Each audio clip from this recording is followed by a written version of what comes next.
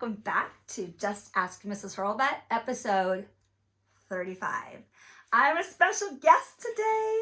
With me is Erin, and Erin is one of my former students. I can't believe how long it's been, but we've reconnected a couple times, mostly because of the course that I was going to say we were in together, but that I taught and you were a student.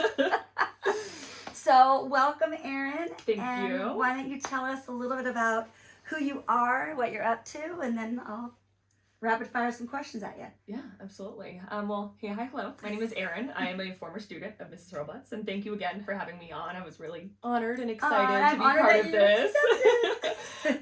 But I have been out of high school. I graduated high school in 2017 and graduated college in 2021. So that's kind of I'm just turned 27 for context about where I'm at. I know, terrifying, scary. I should know that. You're my son's age. I know, wow. But like harrowing to say out loud. It's harrowing for different reasons for me to say it out loud, but like strange to be in like the late 20s era, but definitely fun.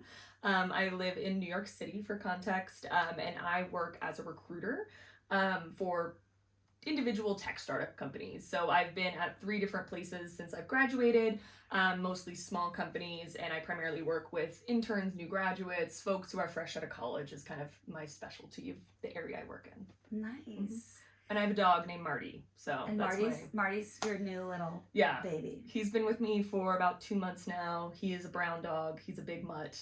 I tried to submit like the DNA to Embark or whatever, and it came back as super mutt.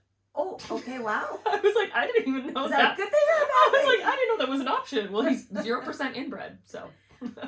Wow. Yeah. Okay. Anyway, that's me. Okay, so tell me, just if you can summarize sort of that transition from high school to college and college to the real world and a career-driven life. Like, how was that journey for you, and where in that journey might there have been some either missteps or regrets? Yeah. Anything in there? Yeah, when I think about it, like, I think especially when I was like the 18, 19, like when I first went to college, I always had like one foot in, like, I'm going to be an adult one day and I want to do X, Y, Z, and then one foot in, like, I'm 19, I get to be silly, right? And like, how do I balance these two, like, warring forces sometimes? Right, exactly. Because I have always been the type that's very forward-looking. Like, I've always been very driven. I've always been very ambitious.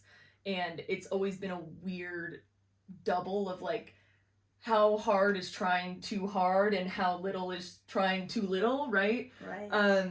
So when I think about it, I went to university on the other side of the country from where I grew up. And that was an intentional choice. I wanted to put myself out of my comfort zone and to try something new. And, like, I won't say that was easy. Like, I think it was something that's projected to be easy by a lot of folks, where, you know, that's not. It's which is why so many freshmen regret their decision. Yeah. Which is why I always ask this question. Yeah, and like I think I got really great advice from someone, another teacher from high school who said, no matter what, you can do anything for a year.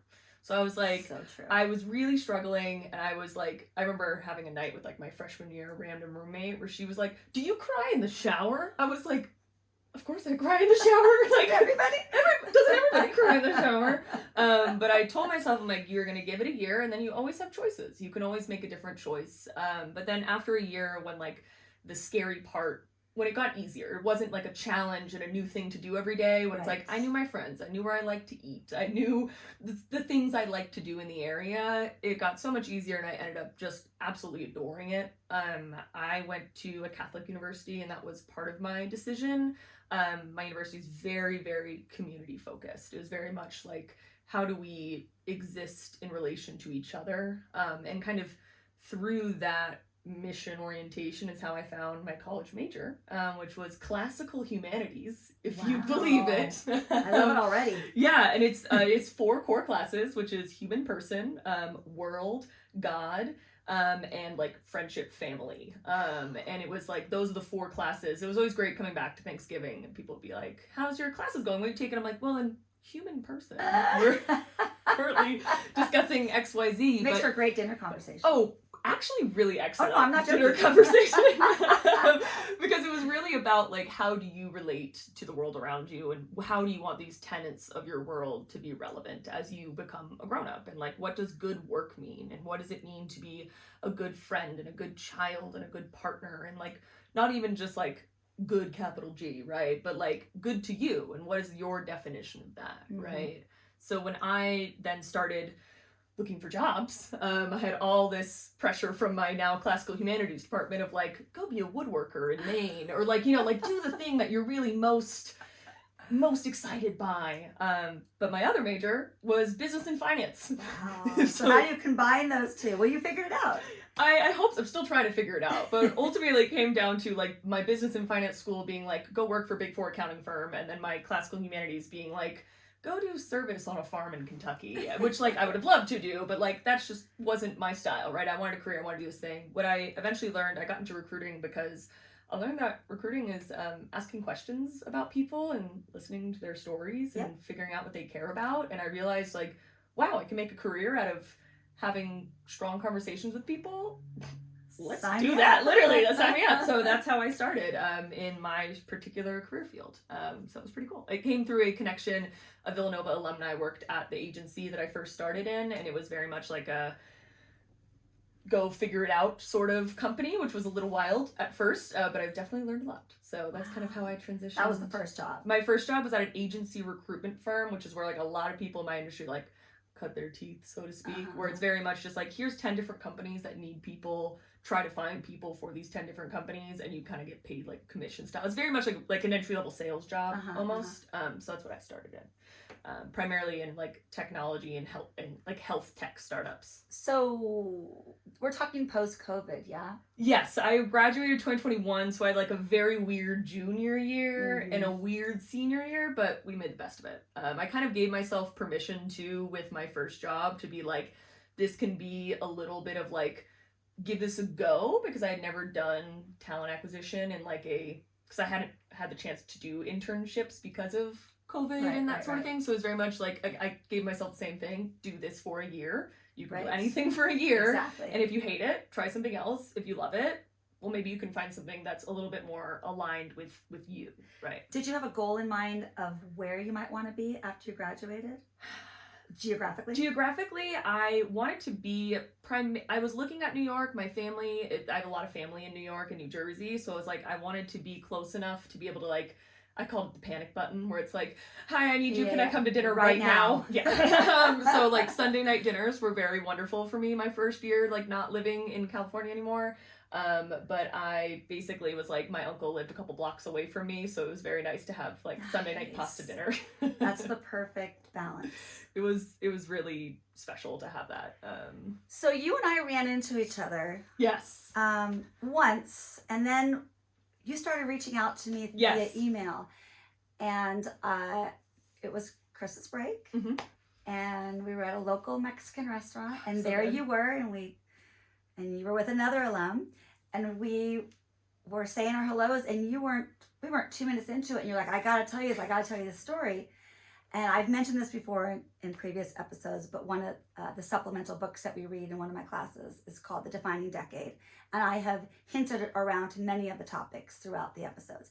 But you took it and ran with it. Yes. So I would love you to tell the story of first what you thought of it as a high school student, and then what happened to you during college. Yeah, well, first of all, I loved it as a high school student, and I remember being kind of like the odd man out in the class of like people being like, why are we reading this? And I'm like, well, we're reading it because it's great. But we would sit on the floor of your classroom and have circle time and read the book together. And that was I don't do that anymore, but my students have been asking me, I should bring that back. You should bring it back. Circle time. I still remember circle time, and it was very special for me, and I still make like my friends do it sometimes too, like at parties. I'm like, it's circle time, we're gonna chat together. I run a couple book clubs. Oh, I love it. Anyway, I remember reading Defining Decade when I was 18, like right when I had just decided to move across the country. I was like, reading it and being like, oh my gosh, it's okay to like actually be serious and intentional about the choices you're making in your late teens and early 20s. Like, because I think, like I was saying, like I really was warring between like, I want to plan for the future and I'm young and I should have a lot of fun and do silly things, right? And reading that, like, I'm literally getting goosebumps thinking about it. It was just really, really special for me to see like an empirical approach to intentionality, if that makes sense. Yeah, absolutely.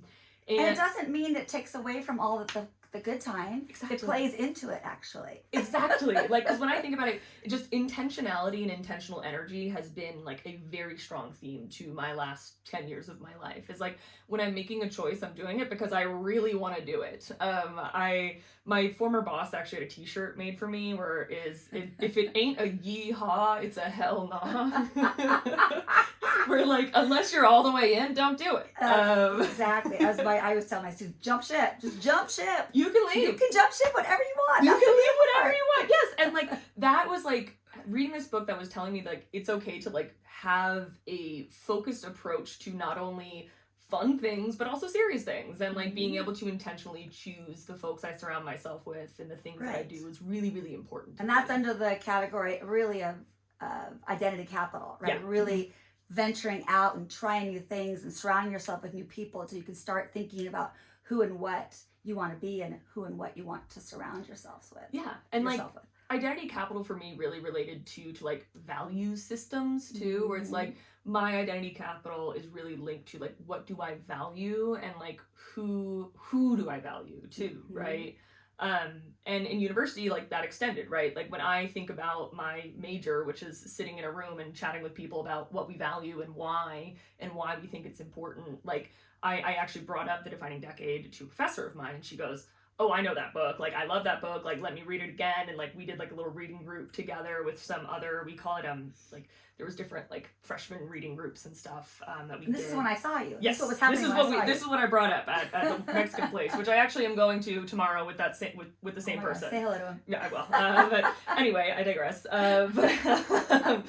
But it was like, oh yeah, we should do this. And actually that eventually turned into her inviting the author, Meg J, to my university to speak, which is like so random. And like, I remember like some people get starstruck when they see like musicians. I was so starstruck, but like getting to like sit at the dinner table and be like, hi. Like I was like, hi Dr. J, how are you? She's like, you don't need to do that. And I was like so giddy. It was so funny. I like probably said 30 words the whole dinner, but I was like, oh my goodness, so excited to be there. But it was like really special to like see that come together. But then your professor took that a step further. Yes. So she was talking to me about like, she's like, I have so many students in my room being like, I don't know what to do. Like, I don't like my boyfriend. I don't like the major I'm doing. I'm only doing this major so I can get paid a lot of money. And like, she's like, I have all these stories and all these wealth of information of college students specifically, because I think like by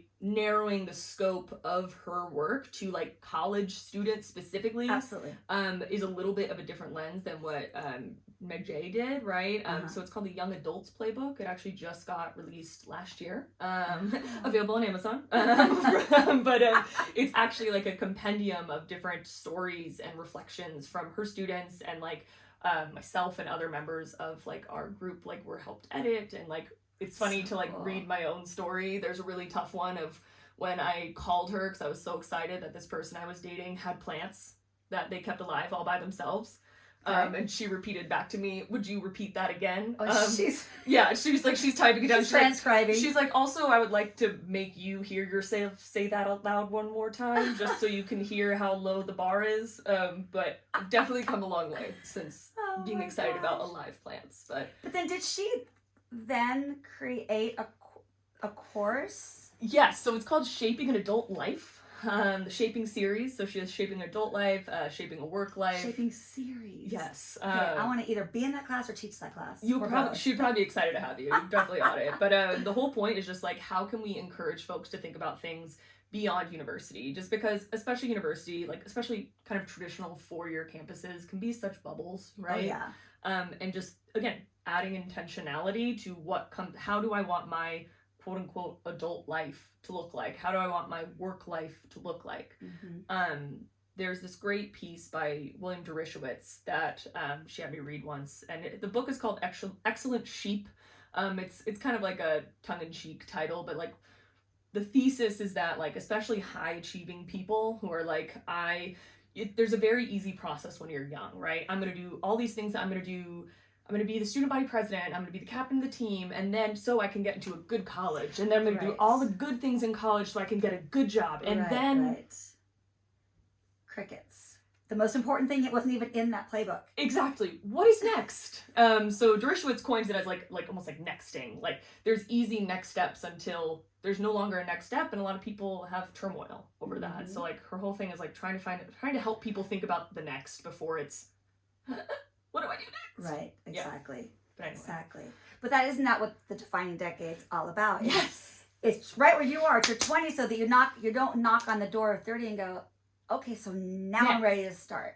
No, you spent that last 10 years setting up, building relationships, building your careers, building your personal resume right alongside your professional resume, so that when 30 comes, you're right where you want to be. And yeah, it's a starting point, but it's also a culmination of those last 10 years. Yeah, and like, I think that that's part of also like the defining decade in a sense of like, when you write a research essay, what do? You define the terms first, right? So that when you really get into the weeds of things, you can understand what you're talking about and have a context. Go back to that foundation. Exactly. Absolutely. Define before, and not saying that like I'm not having like strong experiences that need defined terms, but like it's part of the becoming process, right? And I think for you, it sounds like that came very naturally, and for many others, it didn't. Only from my own experience of teaching students like you and teaching students who don't have that mindset, and realizing that you too can do that. It's kind of a skill set that needs developing, but you have to first see the value in it, first define it, then see the value in it, and then next pursue it and stick to it. And there's nothing wrong with being intentional in your 20s. It's not going to get in the way of your good time. I promise you that. I've had a lot of fun. I promise. I will even push back on the idea that it like came naturally to me, because I don't think it did. I think that it's something that I wanted, though. It's what I wanted, but I think I didn't have the right tools until I was lucky enough though to have that. I want this. How do I surround myself with mentors and figures that will help me figure out how to actually do this, right? So like I think of folks from my like college career and even from my high school career, right? Like there's a reason I emailed you years later. It's because you made a mark on me, right? And like you're like the particular course that we're talking about, like so much of that, like when I think about, there's like 2 classes that I actually use from high school. One is that, and then one is math of financial analysis. I know how to write a check. A lot of people my age don't. No, they don't. So those are the 2 from high school that I use every day. I always come back to that. So that's cool. Awesome. Yeah. So then we come to this almost full circle moment where now you're out in the field working, recruiting, and you come up with this brilliant idea, which brings us right back to this valuable lesson of intentionality. Go. Tell us about that. Yeah, so I actually reached out to Mr. Hurlbut this summer because I run a intern program at my most recent job. And part of what I do is when I interview students for jobs at my company, I ask them, why did you go to this college? Why are you this major? Why? I'm asking intentionality questions. So what I do is I screen for intentionality. And I remember going up to like engineering managers and being like, so I'm determining if they're intentional or not. And they're like, well, as long as they're good, just keep them coming. Like, you can do that hocus pocus stuff. But anyway, for all of my interns on their first day, they get a copy of The Defining Decade. And we do a little reading group throughout the summer. And it's like every few weeks I bring them all together and I give them suggested, most of them, almost all of them except for one, did the reading on the schedule, which I was like, okay, eager beavers, I love that. But they follow the instructions, and like we were just having like these discussions that especially students in STEM fields, because I was running specifically for engineering programs, so many of them were expressing to me like, we don't have this in our curriculum. We're told we're STEM students, we do English for STEM students, whatever. And those same students, when they're coming out of high school, are the ones that look at me at the beginning of the course that I teach and the beginning of that book. Like, this does not apply to me in the least. And actually it applies to you as much, if not more, because it's not on your radar. Yes. And it needs to be on your radar. Yes. Because all they want is the coveted career. Yeah. And they don't think beyond that. Or they don't or they aren't like, or they're chosen to be not by their own fault, but like they are excluded from those conversations and from that articulation because they're STEM students. Like they don't need to do that. Exactly. And I think they're that's using the different side of their brain. Exactly. Deeply false narrative, I think. I agree. And like I will say by the end of the summer, like my students, when I asked them like, what did you learn this summer from your internship? And so many of them were like, well, I really love the book you made us read. And I was like,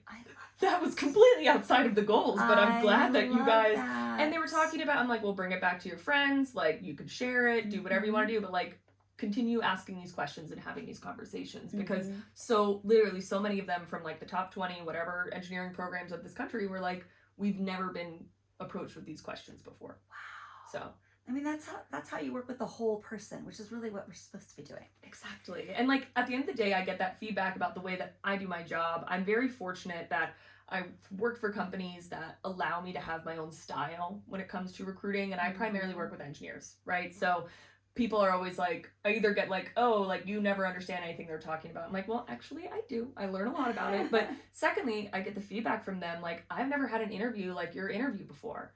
I'm asking them, what's not natural for you? What's hard for you? Why are you an engineer? Questions that are seemingly out of left field. Yes, seemingly out of left field, that they're like, that doesn't make any sense. But those are ultimately, I've been fortunate to work with some very, very high caliber folks and to like meet with those people. And they're like, well, those are the questions I ask in my interviews. And I'm like, well, you're the COO of this. Like, nice to know that that's what you care about. Cool. Right. Like, but no, it's anyway, so true. And that's what's going to bring you sustainability and longevity in employment and in positive relationships, in civility, which is one of our episode 25. Yeah. Watch it. Civility. So good. Just the way that we interact in the business place. Yeah. And I will say, like, even just from like the most pragmatic perspective, which like I hate doing, but it's like, if you're applying for a software engineering role, computer science degrees are a dime a dozen, but a computer science degree who also can show care and a strong sense of identity capital and a strong sense of who they are and why they do what they do, I'm going to pick that person every single time. Every single time. No, that's so true. What have you found in the way of the other two big buzz terms from the book? Weak ties and pick your family. Have you seen that reveal itself in different ways? I will say weak ties is one that I say all the time. And like, I remember saying this to a boss of mine. I'm like, oh, a weak tie reached out to me. And she was like, what do you mean? And I was like, I promise it's not that weird. But the weak tie, especially just because I work in careers, like I have a lot of folks that will come up to me and be like, oh, hey, like I know you from this many weeks ago. And like, let's do this together. And like, that's always been great for me and always been wonderful. A random weak tie that also happened to me a few years ago. I was looking for a new roommate, weirdly enough, and it's someone who was 4 years older than me at the same high school, who was on the volleyball team, who like knew somebody that I knew who said is moving, like, and we ended up being amazing roommates for 3 years together. So like, I will also say like in the late 20s area where I'm like lucky to not have a roommate anymore, but like early 20s, great to have weak tie roommates, because then you can tell them exactly how you feel and they're not going to be mad at you. They're not strangers. Exactly true. But that weak tie, for those of you who are not piecing this together, that weak tie that comes from a friend or a friend or a friend could also then lead you to something else entirely, something magical. I think of all my own children, and if I'm not mistaken, all of them are in positions with their job. Even my in-laws, their careers came from weak ties. They didn't come from a stack of resumes that were sitting on some stranger's desk. Yes. It was friends of friends of friends. Yeah. And so when you reach out, especially beyond your comfort zone, honestly, that's where the magic happens. No, and that's why, like, we were chatting about this earlier, but like, that's why it's important to think about your interactions with people who are seemingly strangers, right? Yes. Like, the broader human community, like you are creating a rapport and creating a reputation, even if you don't realize it ultimately. So like the way that I love on this individual can maybe transfer to a friend of a friend of a friend in the future. Absolutely. Like even like I actually am about to start a new job in January, which I'm really, really excited about. But how it ended up happening is I was interested in this company. So then I was like reaching out to them, and then it turned out that someone who I worked with like 3 years ago had reached out to the person I reached out and being like, Erin's great.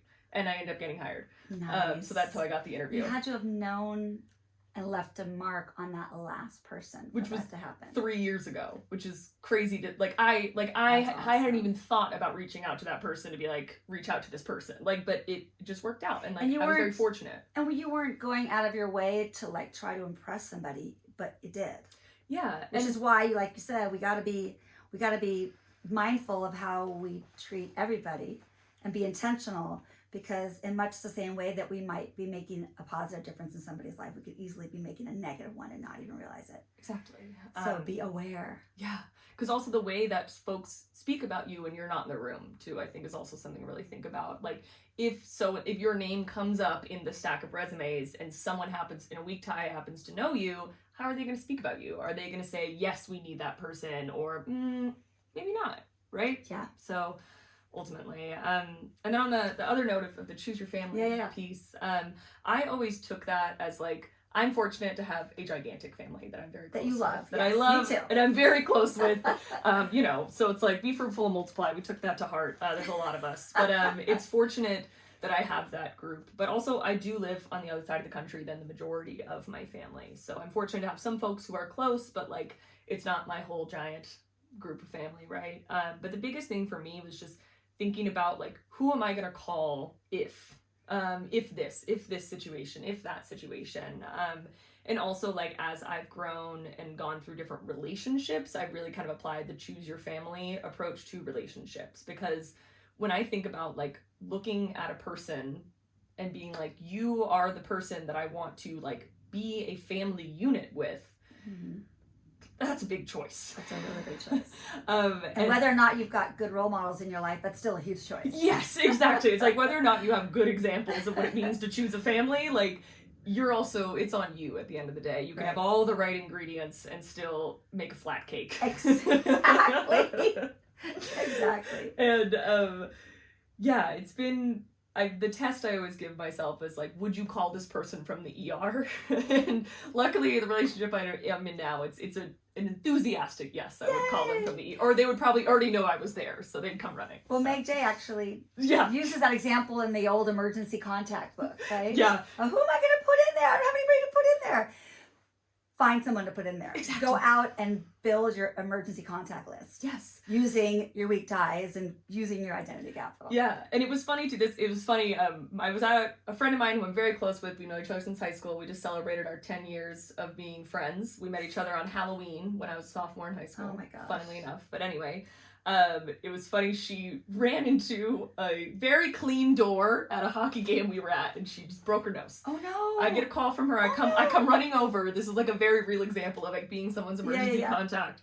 And I had none of the right information about her address. I had her birth date, but not the year. And I was like, you're that old? She's sitting there like, yeah, I'm that old. And like, it was the funniest thing where it's like, sometimes your emergency contact is not going to be the person that knows every single detail and your blood type. But they'll figure it out. It's the person who's going to show up and figure it out. Exactly. And that sometimes is worth more than knowing your address. That is so true. That is so true. Yeah. Well, obviously we can't recommend this book enough. We had a feeling that conversation was going to go that way. Yeah. But I think it was important to have Erin here for a lot of reasons, but that she's living proof of what that defining decade looks like and how intentionality gets you where you want to be. So my hope is that when I see you in 3 years and you're knocking on the door of 30, that you're like, I'm good. I'm right where I wanted to be professionally, personally, and I feel really good about it. Yeah. And like, ultimately, I think too, like, I don't want to sit here and be like, I figured it all out because I read a great book. Yeah, you know, of course. Like, there's still plenty of messy things and like things that aren't all the way there. But I think knowing what the goal is for me helps the gray space feel a lot more comfortable. Exactly. And the messy things feel a lot more manageable, ultimately. Yeah, and you shake it off. You don't bury yourself in a hole because things didn't go the way you had expected them to. Listen, the reality is we're not in control. There's only so much we can control. Yes. And we can really only worry about the things that we have control over and pray that the rest falls into place. But, you know, it served me really well in my life. It looks like it's served so you. far. So far. I mean, I played volleyball growing up, and like the coaching metaphor is always, let's worry about our side of the net. Like, volleyball, you can't even touch the ball on the other side of the net, but you can have a game plan for your side of the net, and the goal is to win, and eventually you're going to figure it out. But let's worry about our side of the net. Be prepared for anything that might come your way. Exactly. If you have game plans in place, you're ready to receive anything. Oh, so that's what I Erin, come back to. so good. I'm sure we've gone way over, so Probably. I'm not surprised. As per usual. But I'm so glad you were here, thank Erin. you. Such a treat to have you, and you can help me grow my audience by telling all your friends to watch episode 35. I'll share. What can I say? It's like all the different tweet, like, MySpace, whatever, right? All the kids are doing it. It's the MySpace. Yeah, and I gotta figure out a good topic name for this one. We'll come up with something. But thank you for being here. Thank you for having me. And send me questions, comment. We love hearing from you, and we'll see you soon. Cheers. Bye. Bye.